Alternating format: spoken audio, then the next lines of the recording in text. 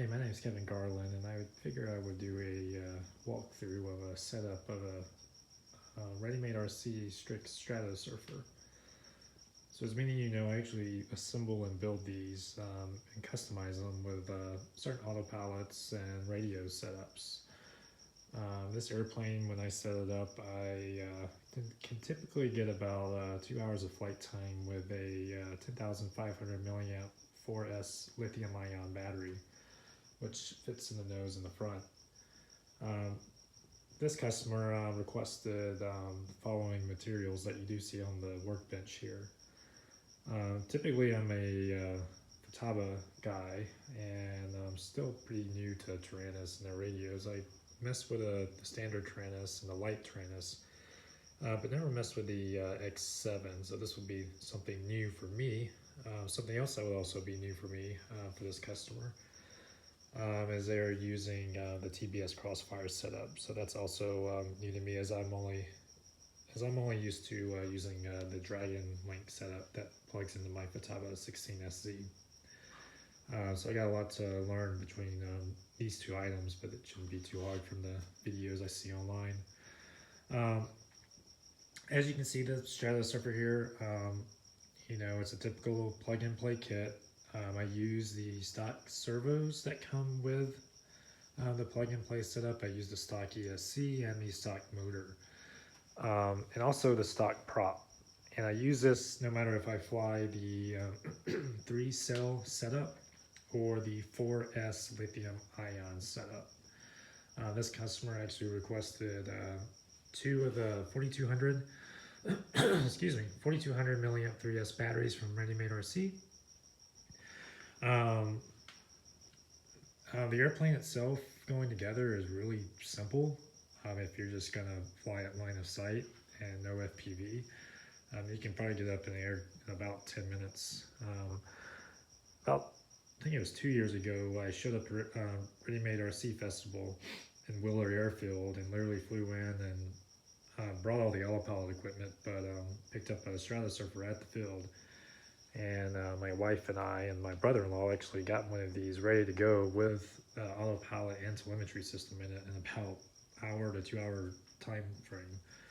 So I can't do it that fast for my customers, because I go through and I really clean it up and make it look nice, but it really doesn't take long to get this going, especially with the Cube autopilot, or Pixhawk 2 is what people know it by. So everything's stocked on the airframe.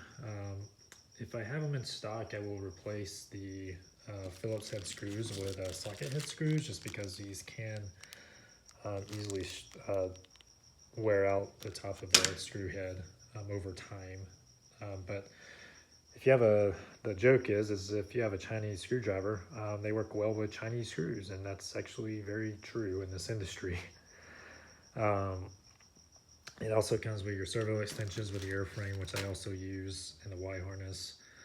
And yeah, so kind of go over the setup, because everyone really already knows about the Stratosurfer airframe. What we have here in this box is the Cube autopilot. Not many of you know this, but you know, this used to be called the Pixhawk autopilot. Now they're kind of going away from that name, and they're just going to calling it the Cube. But when you open it up here, here's your autopilot. It's pretty big. I mean, what can I say? I mean, it's pretty big for the size of today's autopilots. I mean, you can get a lot smaller autopilot these days that do basically the same thing. This is just what I trust in this industry. If you open the box completely here, take all the packaging out. Inside you have all your cables. I use all these stock cables in here for things like the power module, the I2C breakout board, which the airspeed sensor plugs into here, GPS cable, and so forth. I use most of these cables in here, and I also utilize all the 3M stickies in here to mount the other equipment that goes in the aircraft. So when I mount the autopilot to the airframe, though, I actually use the thin big stickies that they have down at the bottom here. This is a GPS unit for the air autopilot. The one thing I do have to custom order, or I could, if I had more time to solder this stuff, I could extend this extension, but I usually mount this to the back, and I also face it backwards. If you see the arrow here, I actually face it backwards, and I just reprogram it in the Mission Planner software. So this being back here is probably the best place to put it, because it's just away from everything up here, and it's just a pain to have to plug it and plug it back in if it was on the wing. So that's why I didn't put it on the wing. So I put it back here on this flat surface here, which typically this is used to mount probably a video transmitter or another type of link system. So this cable, the stock cable that comes with these HereLink GPSs, cannot reach the autopilot, which I mount on the top of the tray here. So I have a guy that makes custom cables for me, and he made a little bit longer extension for me so it can actually reach from here to the autopilot in the front. These are the RFD 900s. So my customer, he sent me 2 of them, one to test to be on the ground side and then one in the airplane. Now, unfortunately, you could use these antennas in the airplane, but they do take up a lot of room, and this does cause some interference with the servos, so I kind of stick to the smaller antennas.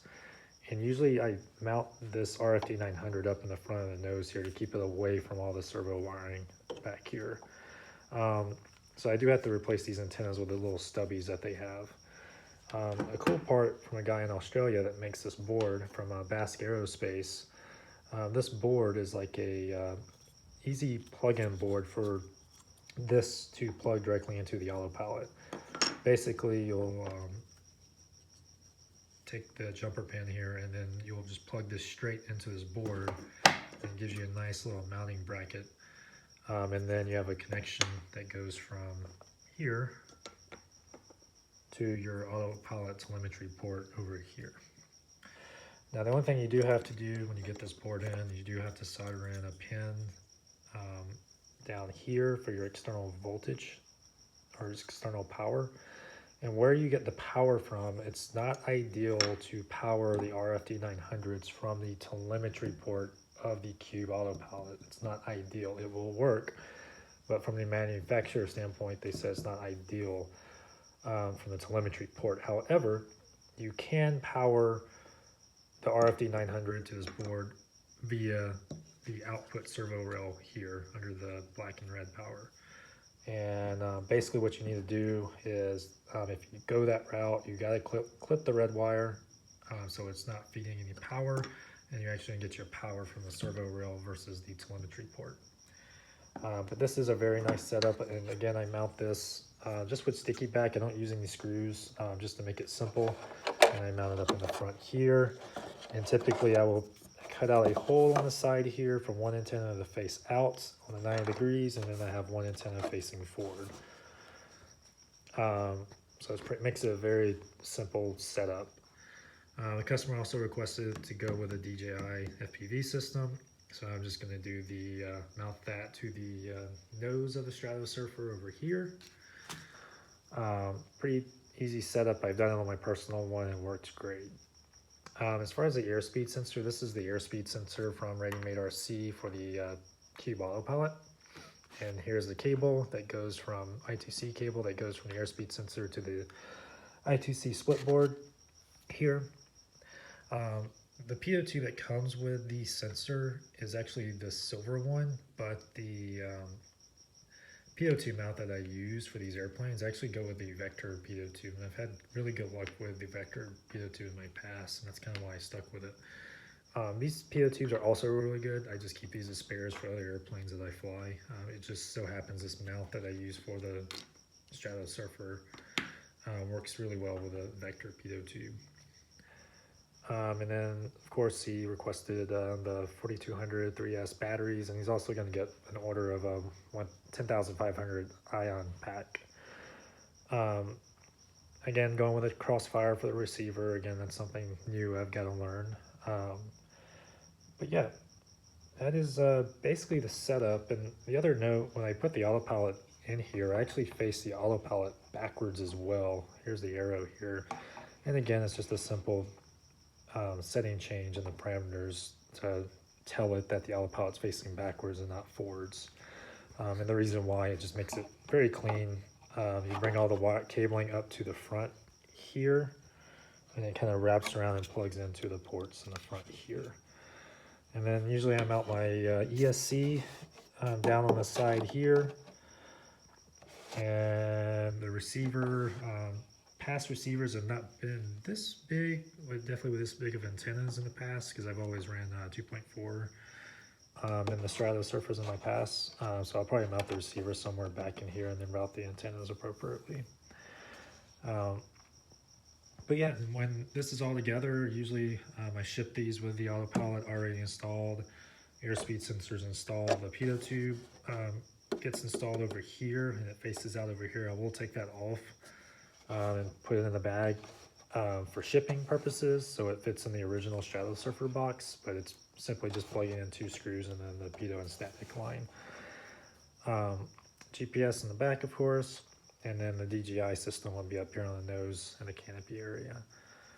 And usually the 10,000, if I fly with a 10,500 milliamp pack, usually the battery's all the way to the back, where the battery's almost barely strapped in the front here for CG purposes. I try to fly these airplanes not too tail heavy, but on the more tail heavy side for endurance purposes. And the plane usually flies about 12 to 13.5 meters per second for cruise flight. Yeah, that's about it I have for the Stratosurfer. Again, I figure I'll show you guys just a typical setup I would do for one of my customer builds. I hope to maybe, if I have time, to do a, once I get everything installed on the aircraft, to kind of go over the pieces again, plus show you just step by step of how to set up one of these auto palettes to get it up and going. And I know this is a more expensive auto palette. I mean, you're looking at, you know, 240 bucks just for the auto palette, and then another close to 100 bucks for the here GPS, and another 50 bucks for the airspeed sensor. So there's definitely different products out there that you can get to make this a cheaper build that also run RD palette, because I will be running RD palette on this cube. But yeah, I hope to bring some more videos soon, and I just figured you guys would be interested in a quick overview of one of my Stratosurfer setups. Thank you.